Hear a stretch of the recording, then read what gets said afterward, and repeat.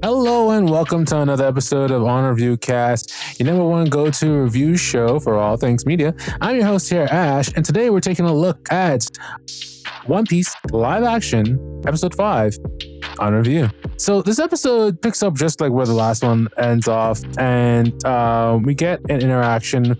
We're learning in the live action world that Garp and Luffy are related. Dun dun dun. Something that we've known for well, I want to say quite some time, honestly. And the way that they're doing it is kind of somewhat with similar ways that they've done it in the manga and the anime show, is that they're actually showing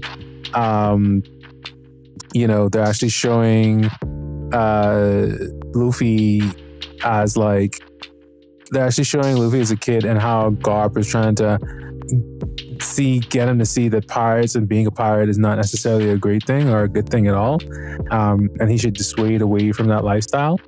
That actually kind of does happen inside of the manga, but I guess it's weird. Like, let me know if you guys agree. But it's as you're like watching this, right? Your mind kind of has to like adjust that this is like a live action. As he was on that beach, I was totally expecting, 110% totally expecting Garp to kind of just be like, this big buff dude, like how he is inside of the anime and manga. He's just like this large, very large, and in charge Vice Admiral man, who is just trying to get Luffy from being any kind of essentially any kind of pirate. And it's essentially the same thing when they show like this mini training sequence. He's like, oh, it's time your training begins today. That's actually something that happens in anime, if I don't vaguely remember. But yeah, this episode leaves off right where the last one had begun. And the last one just had left off essentially where Usopp and Nami and ZORRO were all up against, about to face off against Garp. And because he's now firing cannons at them. And the thing is that I noticed about the show is that the more and more we go on, the goofier and goofier things kind of get. And not really goofy, I guess I should say the more comic booky kind of, things kind of get.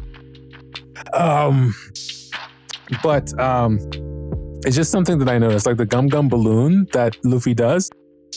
That's straight out of the comic book. That's straight out of the manga. And it's just, it's something that's an actual legitimate move that he does. But I just like things, I guess, seeing it in live action. And the fact that Garp actually threw a cannonball at them. Something that actually does happen inside of the show as well. Like, Garp is known as the hero. He just picks up like this incredible shit, just pick up shit and just throw it. It's like this super strength kind of thing. But the weird thing about it, I guess I want to say, is that like, well, it's not really, and as a live action perspective, that looks kind of weird. Garp in general, I was expecting to be this large, muscular, old man, when instead we have like this old Irish, blue-eyed Irish white dude. You know what I mean? And it's working to an extent, but again, I feel like the attempt to throw a cannonball and hit their boat, again, it's just something that's like straight out of comics, straight out of the manga.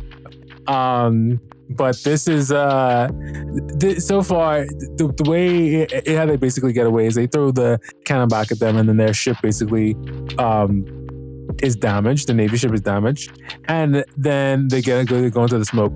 The ships they even have, like in this world for One Piece, it's so good.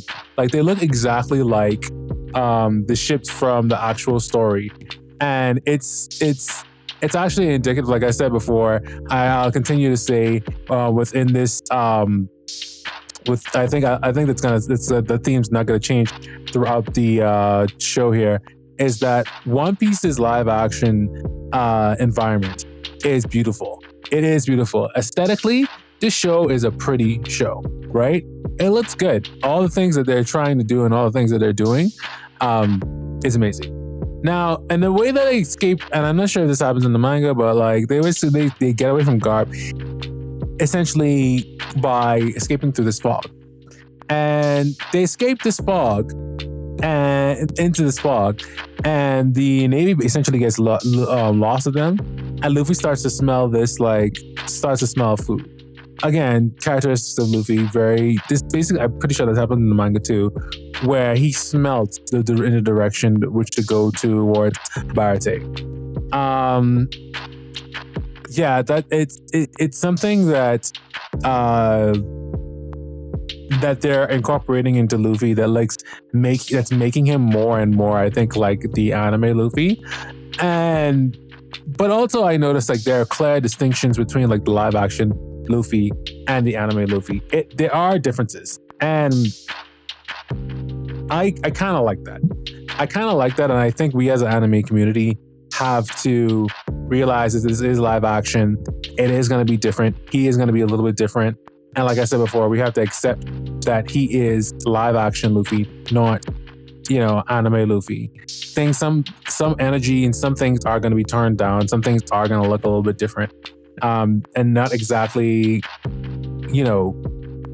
aesthetically correct. Because it's very easy. It looks like, at least, I want to say it looks like, it's been looking like, and I think that I'm correct in saying this, that it's been easy, or it's been an easier venture for them to, go about in making the world look more aesthetically pleasing than making people look aesthetically pleasing, and the actors being as accurate as possible. Going back to the world, when they find Barate in the anime and the manga, you'll see that like Barate is like literally on the water. It's on the water. It floats in the middle of nowhere on this ocean, and it's like basically a giant fish. It is exactly like the manga, and it looks real. It looks fucking real. It's a ship that just basically floats there, but it's also a restaurant where people dock and they essentially eat. It's beautiful. I would want to eat there. It looks great. Aesthetically, it's just amazing how they brought this fucking world to life. And you know what, guys? I wouldn't be surprised. I just want to like a little bit of a tangent. I wouldn't actually be surprised if we got to see like Universal Studios, Disney World kind of display of One Piece. Because if I'm being honest, that sounds, I don't even know if this is in the works or it's already created, but that sounds fucking awesome, actually. That sounds really fucking awesome. I'm not even the biggest One Piece fan, but I would want to go see that. I would want to go and explore that One Piece world or One Piece land. Do you know what I mean? I think that would be awesome. And if they had like a restaurant or and a hotel where you could stay at, it was all One Piece themed. Fuck yeah, people would definitely. I'm pretty sure if this doesn't exist already, I'm pretty sure you guys are gonna let me know in the comments and correct me if I'm wrong. But I would want to see 110% like a One Piece like theme park, and I would go. Like I was because I grew up with One Piece and I know One Piece for the longest time. But that's how, and I could see them doing that because this world that they've created inside of for the live action looks very accurate to the comic book. I mean, of course, there are one or two things that are just like not as accurate or not as close to the comic book, but for the most part, this fucking thing looks like it. It looks like it. Ripped right out. And I've said it before, but they did a good job. Whoever did the stage set for this entire show, excellent job. The costume and makeup too, excellent job. They first meet when they go inside of the I want to talk about that. When they first go inside of the restaurant, the first person they meet is a fishman. And other than Arlong, who looked okay-ish, because we hold Arlong to a different standard because of what he means to the show and what he does in the show. We see a fishman and he looks amazing. Similarly to that as to when they introduced Sanji and his essentially his introduction into the whole crew, and he's making a dish, of course, because Sanji is the cook. And he looks like Sanji. Like I said, and I said before, and I'll say it again, might be repeating myself here a little bit, but it's fine. They did a good job with casting here. I would expect Sanji to be this like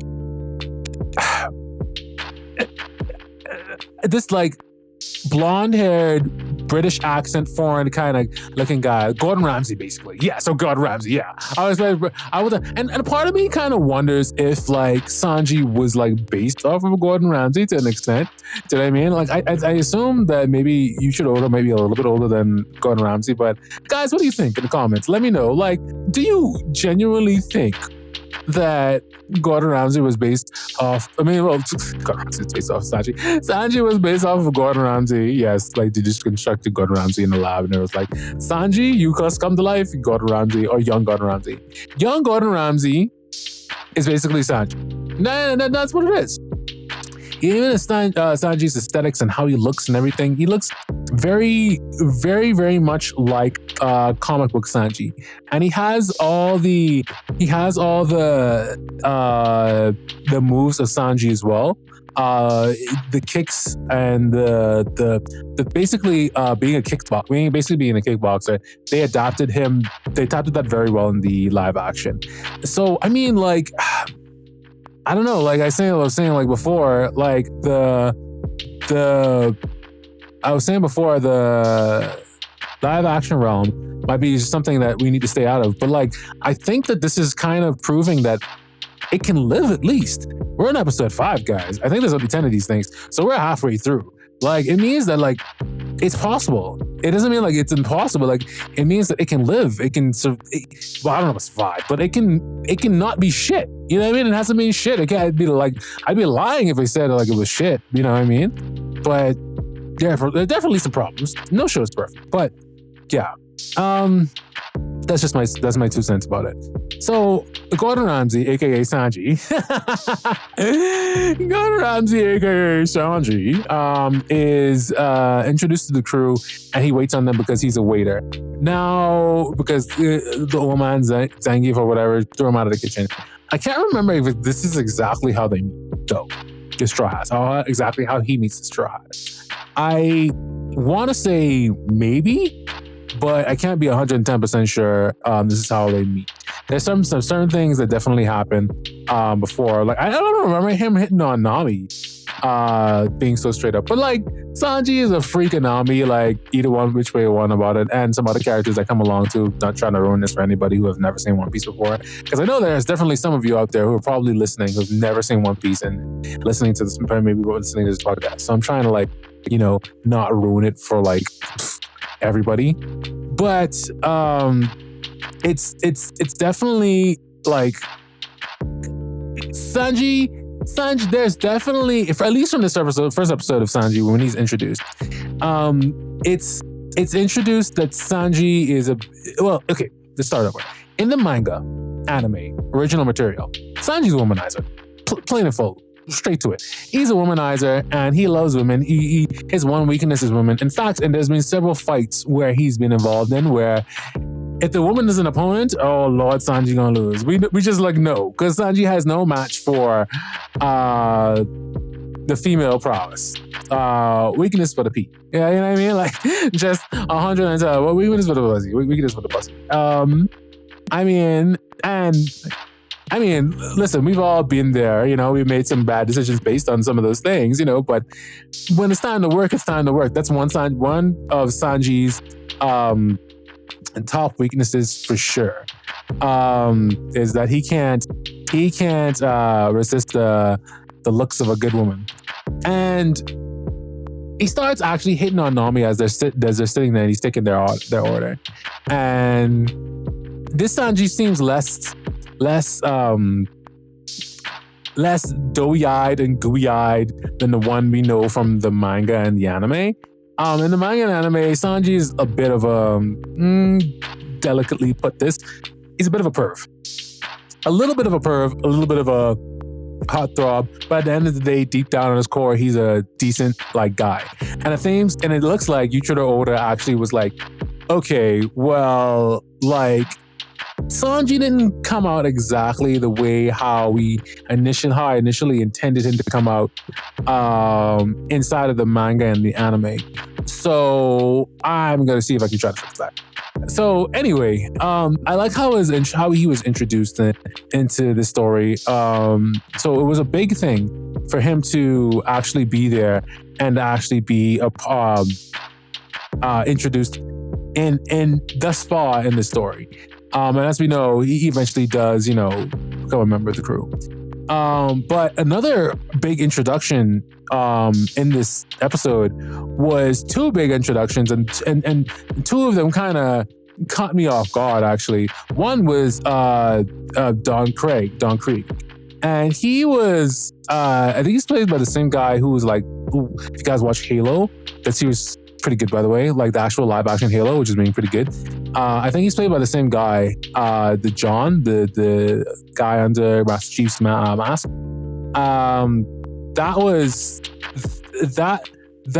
His introduction was like a bit. I was caught off a little bit off guard by that, because in the anime and manga, it doesn't necessarily go down like that. The way how it goes down is like, the way how it went down in the live action is that Hawkeye Mihawk is in the midst of capturing Bon Krieg, and he beats him and he defeats him, and I guess he's capturing him for the bounty, and he takes him in. But the thing is, that's not how it happens in anime. In the anime, what happens is that they rescue this guy that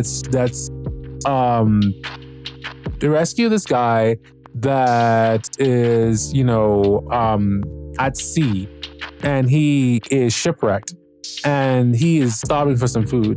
And this scene actually happens within this episode. He's starving for some food, and Sanji cooks him some food, and he eats, and he's happy, and he's with this dog. I remember that. They didn't put the dog in the live action, but yeah, I thought that was like a little bit weird, but yeah. Anyway, so he's with this dog, and the dog eats the food that is cooked. I think the guy serves the dog first, and then he eats or whatever it is. And I think he's with the dog. Maybe that might be something else I remember. Anyway, the guy who's shipwrecked, they help him out, and that guy apparently was a part of Bon Krieg's crew, and he calls Bon Krieg for help. And Bon Krieg comes there and starts fucking up shit, and then Luffy and Bon Krieg fight, and Luffy beats Bon Krieg, and then Hawkeye Mihawk fucking shows up out of nowhere. And that's how he's introduced. I always thought that was kind of weird. I'll be honest with you. I'll be straight up with you guys. I always thought that was a little weird how Bon Krieg was because up until that point, it was all Sanji's story, and it was all Bon Krieg's story about how he helped this guy, and these pirates come along and started to try to raid the restaurant, raid the pirate ship, raid the ship. And then out of nowhere, Hawkeye Mihawk literally comes riding on a raft, and he just fucks everybody's shit up, and then him and Zorro duel. That's not how it goes down in the live action. In the live action, it's more like Hawkeye Mihawk is being tasked to retrieve Luffy and his gang and capture Luffy specifically for Garp, because for some reason the story can't live without Garp. And I'm gonna go a little bit of a tangent here, a little bit of a gripe. I'll say this again. I said this previous episodes. Garp is not fucking a part of the story, as involved in the story as he's not involved in the story as he is in the live action. And I don't know why they felt the need to incorporate Garp so much in this story, really. The whole situation with Garp and him getting away could have been a 2-second thing, if I recall. I might be wrong about this, but I think his involvement in this entirely is just being a bit much. Yeah, it's a bit much. But yeah, so his scenes and anytime he's involved in it too much, I'm not really enjoying it as much. As I'll be honest with you, I'm not really enjoying the live action series as much whenever we see him on scene. But I guess they felt that he would be a great buffer and a way to balance out the main storyline, a great B plot storyline, like I said before, rather to dissuade away from the main essential storyline that is Luffy and the crew. Now, something interesting that also happens in this is that, like I said before, and the way in the live action, how they meet Hawkeye and Mihawk, is that the scene before that is that they're all sitting around in this bar and Luffy's not there because the captain has essentially tasked him to dish duty because he cannot pay his bills. And just that whole scene of when he was trying to pay the bill with his signature, that's more... See, that's what we need. That's more of what we need. That's less of the gimmicky shit that's like, oh, wouldn't this be funny because it's less of the over-the-top gimmicky, comic book manga shit, nerdy shit, and more of Hollywood comedy. That's more what we need. And that's what that moment was. He tried to pay for the thing with the check and he was like, oh no, I'm going to pay for it when I'm king of the pirates. I'll be back. Like, that's Yuichiro Oda's, mindset and writing, I can tell, coming to life in live action in a modern day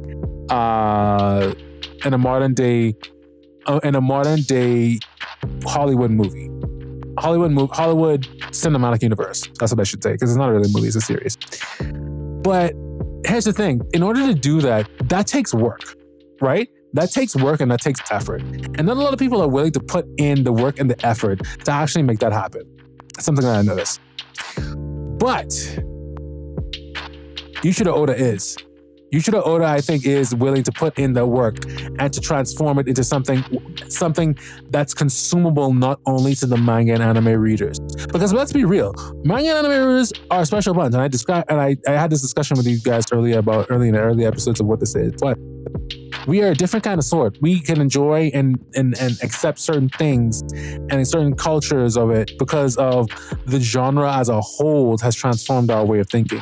And Hollywood's viewers have transformed their genre as a whole in which the way they're thinking. So it's two different ways of thinking. So we somehow find a way to fuse that. And I think that Yuichiro Oda is very close. Like I said, he's being very close with this. It's being very close. Anyway, let's continue. So they're at this bar and they start essentially bonding over some drinks, and you can see that the crew actually makes a bit of a connection with one another, essentially with the whole Nami and ZORRO actually having a conversation about how Nami and ZORRO having a conversation essentially about where they're from and what they're about.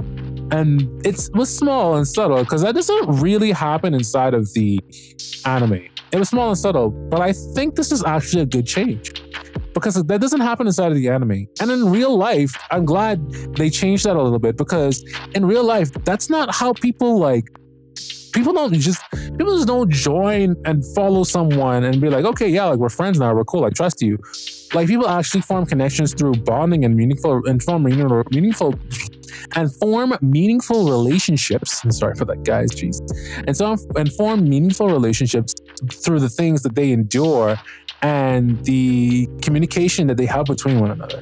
That's how it works. That's how it works in the real life. And this is the live action series. They should have done that. So I actually thought that was a commendable scene. They didn't have to do that, but it's something that they squeezed in because it made sense. And I know there's a lot of anime people and manga readers out there that are like, "Whoa, what is this? This never happened like this or whatever." It's like, some things are going to be different, guys. And I think that this is a change for the better. I don't really like the scenes. I got to comment on this real quick though. I don't really like the scenes with Kobe and the guy's son, the Iron Arm Axe guy's son. Again, I feel like more or less they are filler and they are just for the bleep plot. But they start discussing a very interesting plot line that's actually in the One Piece universe that's not necessarily how should I put this? That is necessary. That is very important to the story overall, the overarching story overall, and somewhat to the story moving forward, especially in the later episodes after we have 75% of the crew, essentially. They started talking about warlords. Now, in One Piece, a little bit of a spoiler. Spoiler alert, guys, you haven't seen at least past the Great War of Ace. You know what I'm talking about. If you don't know what I'm talking about, maybe cover your ears and skip ahead a little bit. In One Piece, there are these things called the Seven Warlords. And essentially they're pirates that work along with the Navy to ensure that, everybody's basically playing nice. Pirates are pirating, and it's essentially they're so powerful, so strong that they can't control them. And just like how Kobe kind of mentions inside of the show did a good explanation of it. And they're essentially so powerful that they can't be tamed. And the fact that, the Navy is just like, they decided to, instead of fighting them, they decided to harbor a deal with them. And the deal is essentially that they can come and fight with them or be on the same side as them whenever they need, once they help them every once in a while. And they let them do whatever they want to do. In history, oddly enough, because I studied this in school, in history, there were pirates who would work along, or pirates that were pardoned, actually. There were pirates that were pardoned, but there were also pirates that would work along with the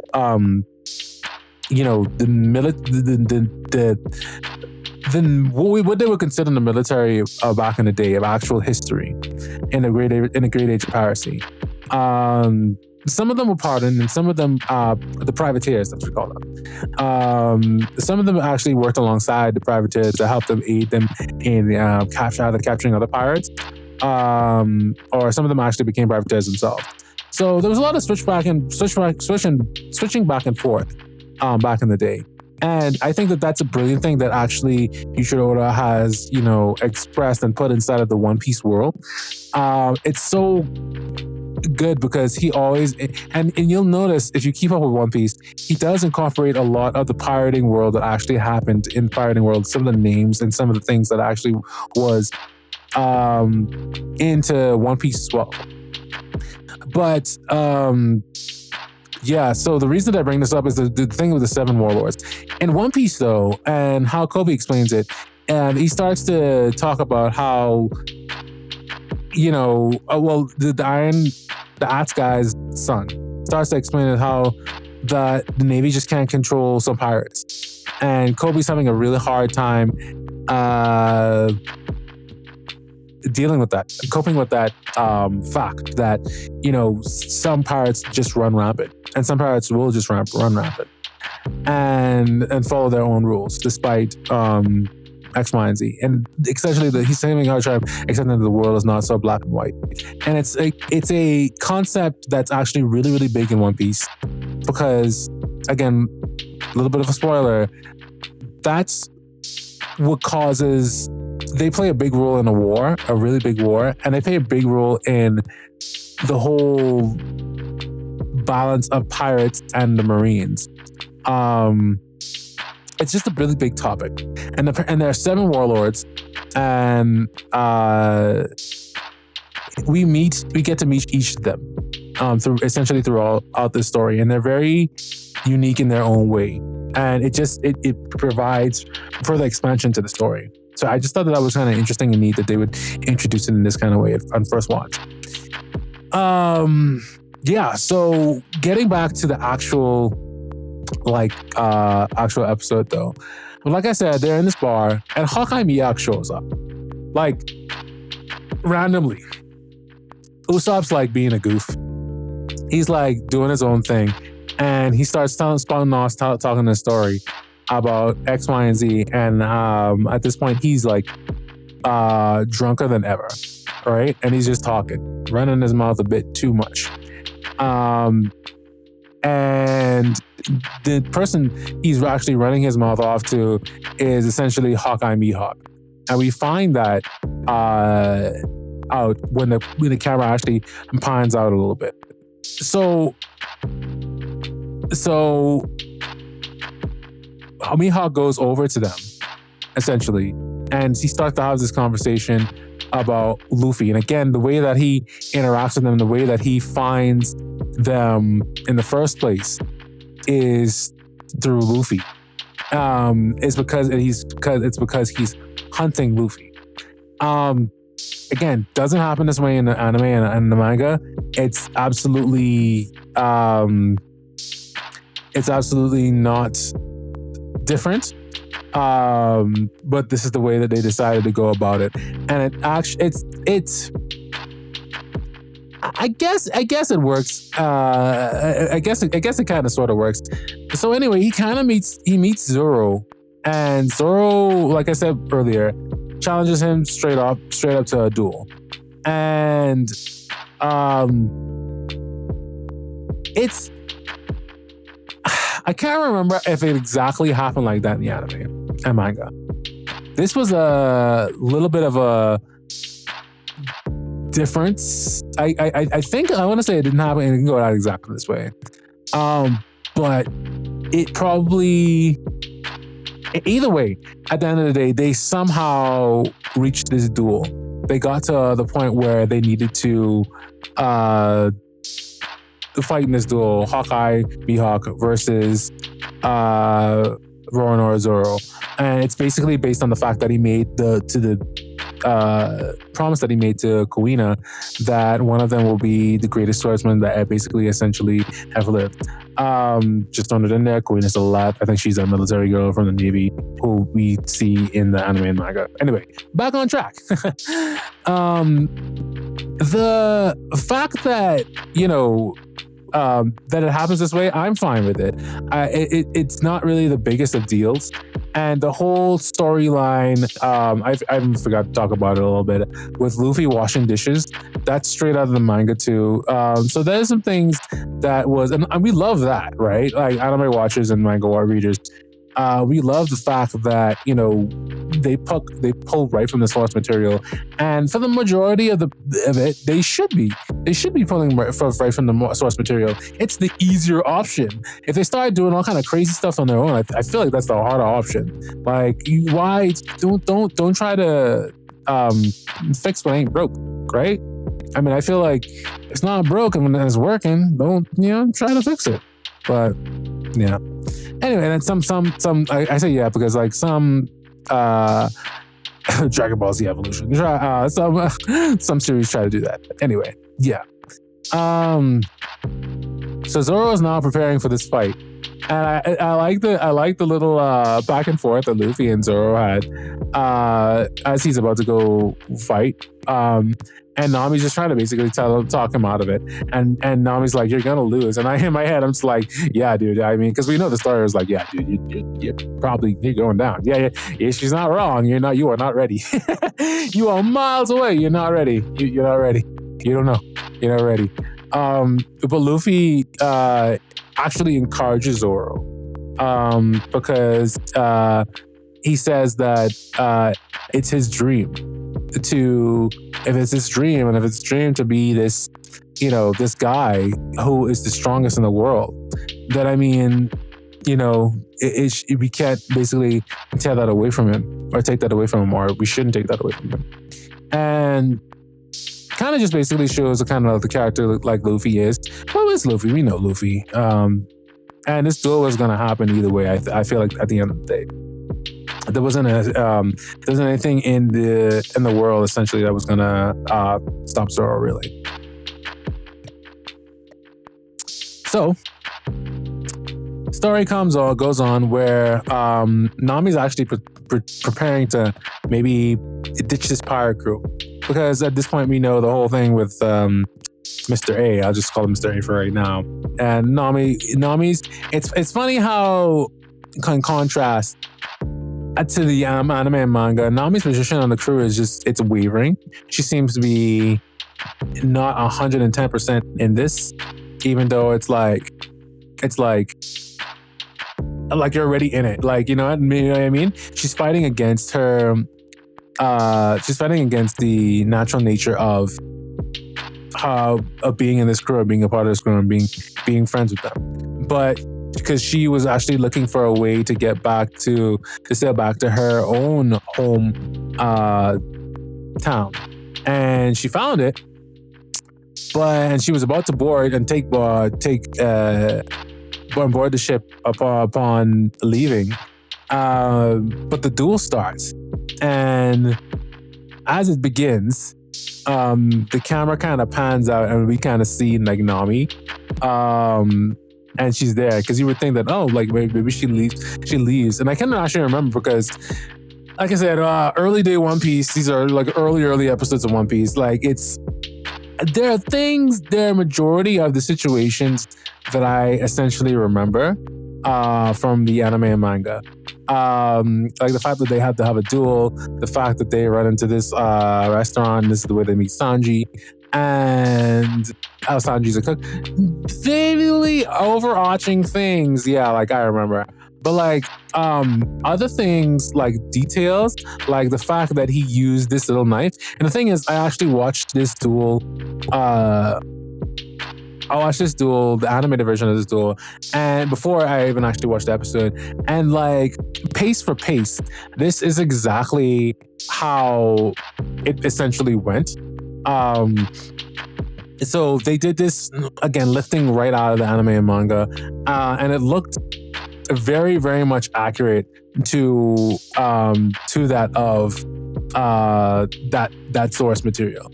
And even to like when he took out the little blade, the little tiny blade, and he stops Zoro's like two blades with the little tiny like knife, and he like blows him back. I want to know something, guys. This is during the fight. This is during the showdown that they have. The little the little duel that they have, as you will. And he's like fighting him, and he's like blowing him back, like far back, with just this little knife.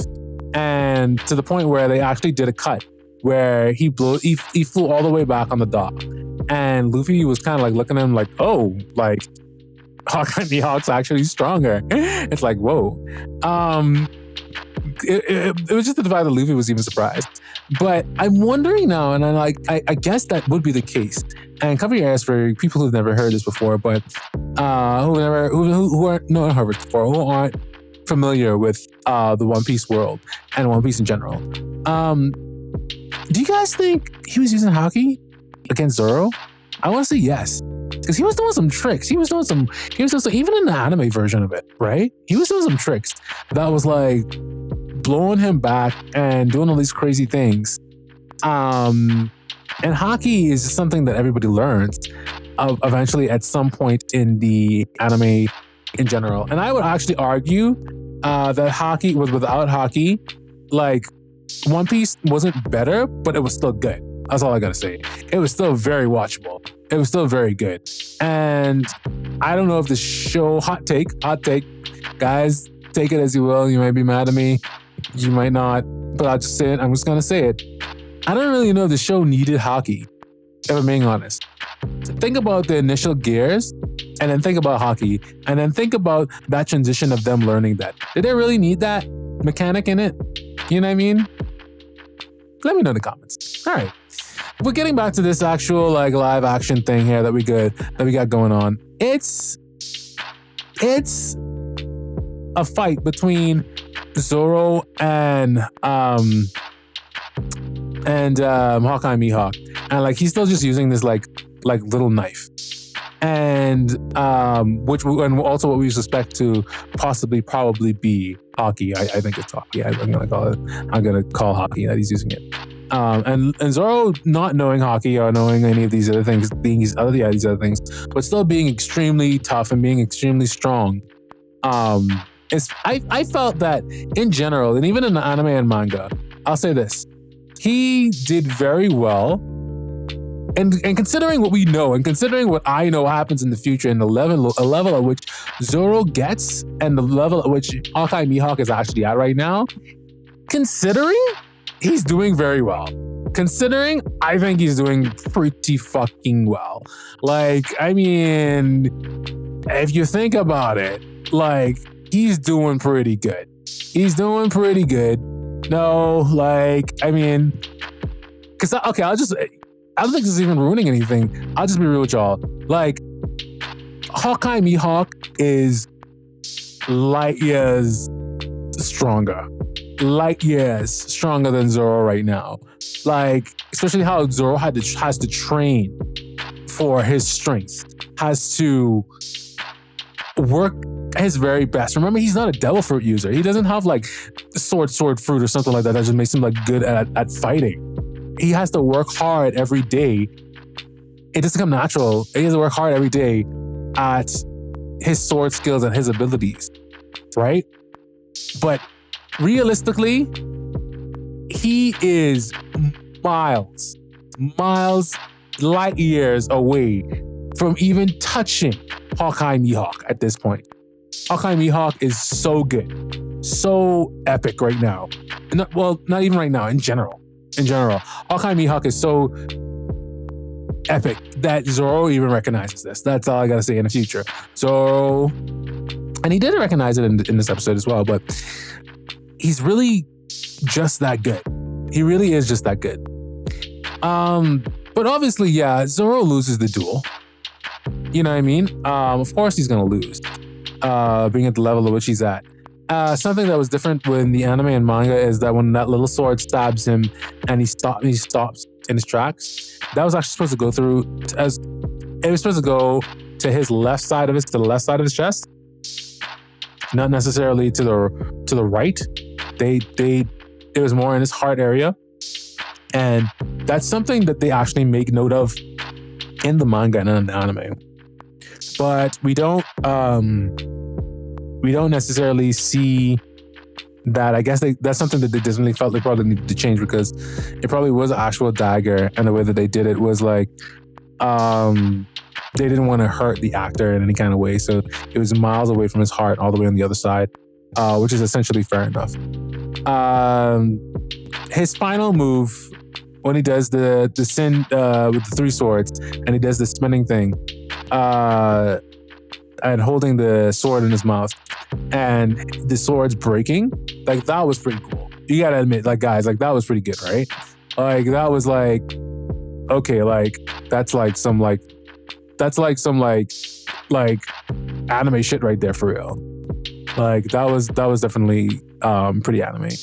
And the last, of course, scene, well, not scene, but like moment when he got slashed on his chest. And he's like, a swordsman never lets himself be cut on the back, or whatever it is. And basically understanding that he is defeated and the duel is over and there's nothing that he can essentially do about it. There's a moment where Nami kind of reaches out for Usopp's hand and holds Usopp's hand, and looks at Luffy, and they share kind of a look like, shit, I hope this dude don't die.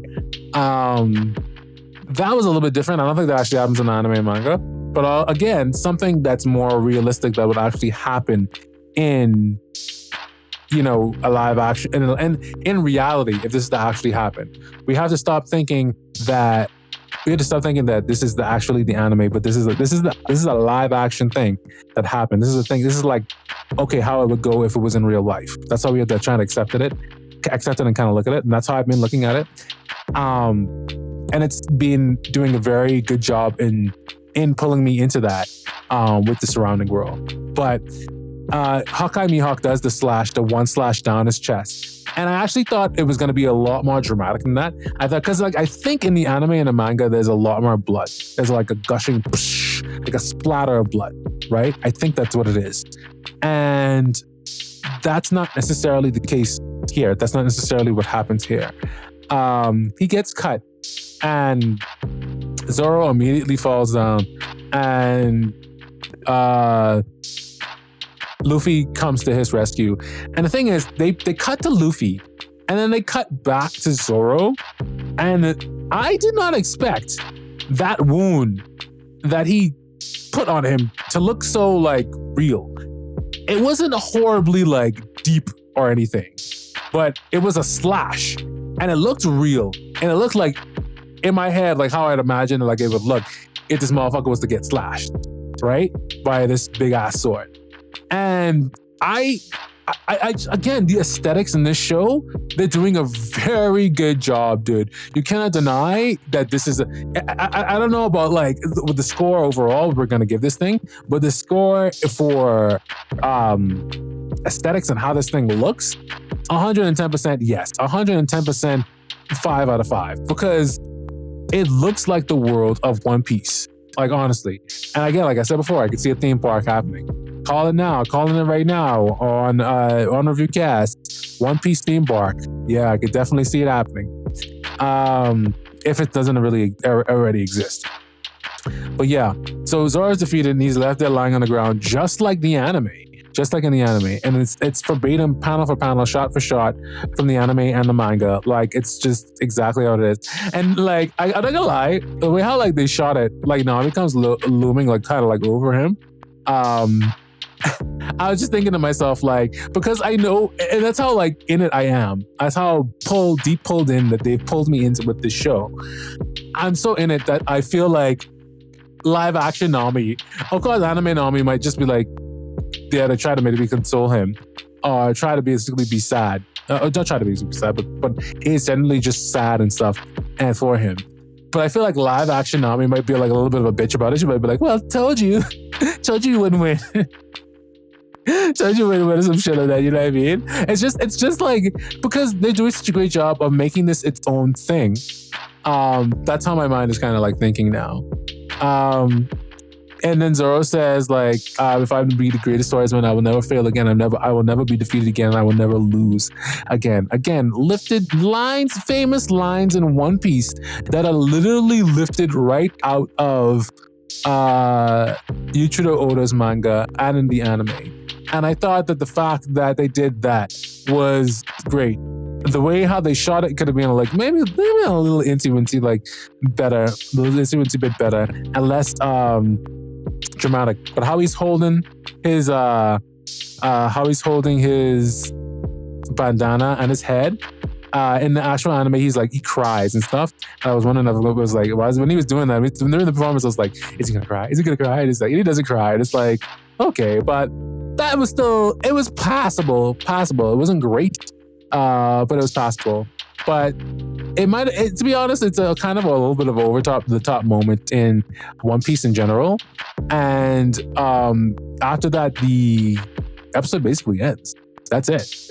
So, and just before we end this episode of OnReviewCast, I want to talk about how things happened in the manga and anime, and why I guess they changed it because of the not really mess. I was gonna say because of the mess that is the situation with Bon Creek and the whole Barate restaurant. Like I went and described it earlier, I think. Don Krieg in this got taken out early, but it's a whole storyline with Don Krieg and the Don Krieg Pirates and how he has all these gadgets and stuff, and they kind of showed that in this thing. But in the anime and manga, like I said, that guy shows up. He's a part of Don Krieg's crew. He's his first mate. He finds him and he starts to want to rob the restaurant. And all kind of chaos ensues. Luffy's not having it, so he starts to fight with Don Krieg. And then, like, Sanji gets in the mix, starts to get in the mix as well.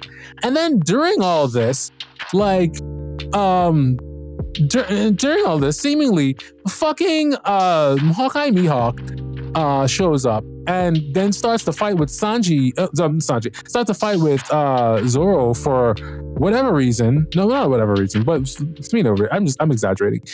He starts to fight with Zorro because he wants to prove himself as a pirate. At the same time, while Don Krieg is, basically fighting these guys. And I remember from the anime and manga that they were fighting on a bunch of floating docks, essentially, with not much support. And Luffy was just like, because the parts of the ship, I think, were like destroyed or something. So they were just fighting on barges of like barges of like material that was just like floating in the water, and it made the stakes a little bit higher because we know that Luffy can't swim. Now, we're on episode 5. Dawn Creek might still show up, but do you guys hear the mess? Do you hear the mess that of what I just described just now? Do you hear all the complex? Do you imagine shooting that? Imagine shooting that in live action. Imagine shooting all of that sequence for sequence as to how that went. That would be very confusing. Not only very confusing, but that would be very discouraging to anybody that's watching it that doesn't really understand this happened in the manga, and it happened in the manga in this way, verbatim, like scene for scene. This is why they changed it. And I'm not gonna lie, hot take, this might have been for the better. This change might have been for the better. I'm not gonna lie. The sequence of events in which this happens might have been for the better, because again, imagine shooting that. That sounds so chaotic, and so even like thinking about that coming to live action piece by piece by piece. I understand it because I saw it in the anime version of it, but how well would that have worked out in live action? Do you know what I mean? I just don't know if that would have just.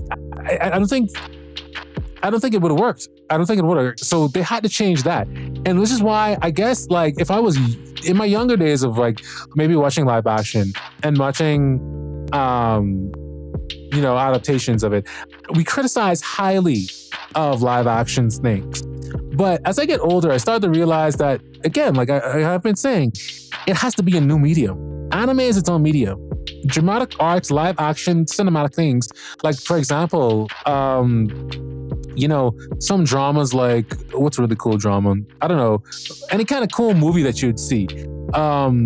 That's its own thing. But like, think of like Marvel's Agents of S.H.I.E.L.D. Like that's its own separate drama. That's its own separate drama from that material. And it draws on certain things from the comics, or even the live action movies of like Marvel. It draws on certain things of the comics, but it's not the exact same thing, right? It's not the exact same experience. It's not the exact same thing as the cartoons. It's a whole different medium. And we have to stop hoping that these live actions would either live up to these expectations that are the anime and the manga. And we have to start looking at them as a new form of medium. I think that's what it is.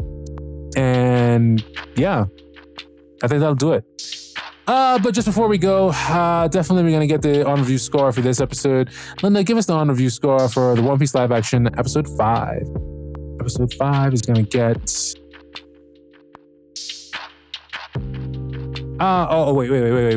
wait. Just before we go, guys, we are definitely gonna go and do Ash's favorite scenes and Ash's worst scenes. Oh yeah. Okay, so definitely, I think the worst scenes that we have for this episode is the scene with Garp and Kobe. Like I said before, these scenes are totally unnecessary. They don't really add anything to the story. They don't contribute anything. They're just there for a beat prop line, and I think that they happen once or twice inside of the anime manga, but this goes on for far too long within the actual One Piece live action thing. And so Garp and Kobe are having a discussion about how the warlords are part of actually the Navy as well. Even if I didn't know this, I just think it would just be a boring scene, and it's putting his moralities into question. Kobe isn't like.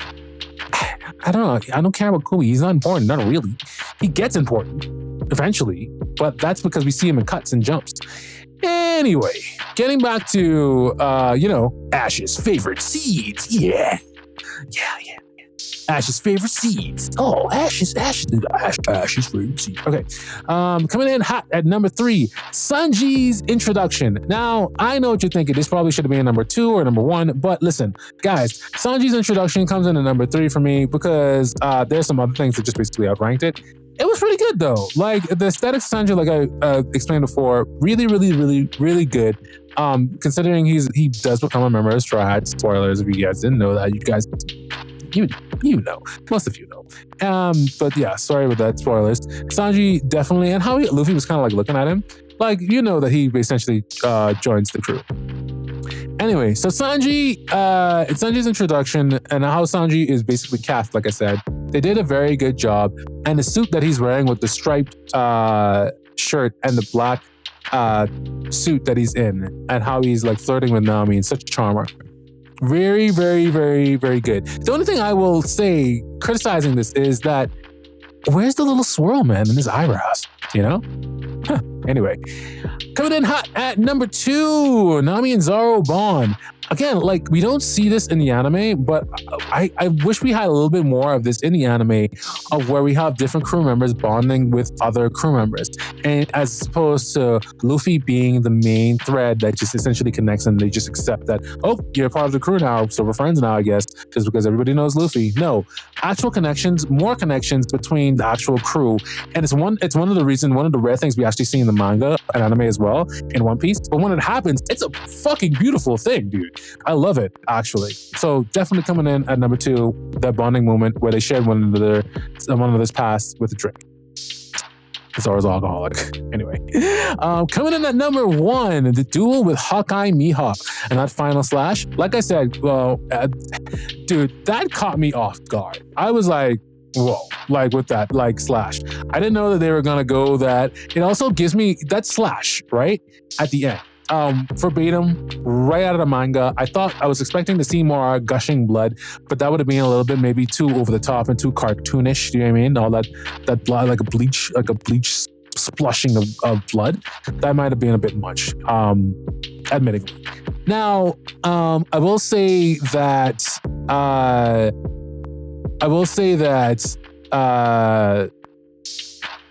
the actual scene itself, how he was slashed and he promises to become the greatest swordsman, to never to lose again, despite being defeated today.